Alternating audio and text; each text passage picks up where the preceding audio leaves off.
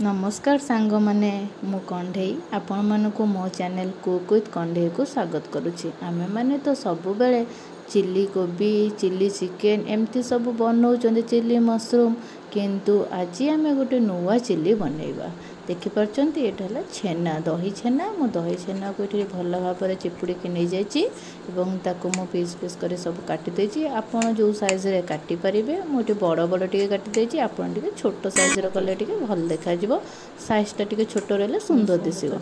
आठी तार बैटर तैयारी करने बेसन नहीं जाइए। आपड़ कॉर्नफ्लोर नहीं पारे तो बेसन रे मु अदा रसुण छेचा चिकेन मसला धनिया पाउडर लुण लंका भृसंग पत्र धनिया पत्र सब पकईकि भल भाव में मिक्स कर भृसंग पत्र धनिया पत्र दे पकेबा तार बास्नाटा टिके अलग आसो भल लगे बहुत।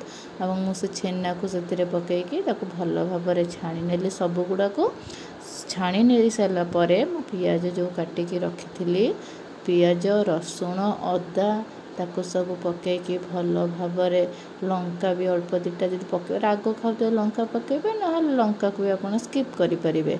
तो पियाज पकईकि से भल भाव में मिक्स कर देकी पियाज ब्राउन कलर है पर्यंत मुझे भल भाव में भाजिले और अल्प किसी धनिया पत्र पकईदेले।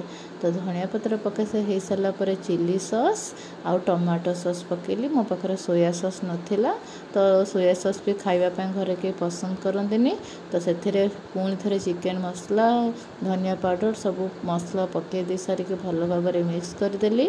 तार ग्रेवीटा टे अधिक ये करने मुझे अल्प किसी पानी देली और छाणिकी रखि जो छेना को मुझे पकईकि भल भाव में मिक्स करदेली। एवं आमर प्रस्तुत हो गला चिल्ली छेना। तो आपण मैंने निश्चय घरे थरे करके खातु भल लगे निश्चय कहे। धन्यवाद नमस्कार रोची।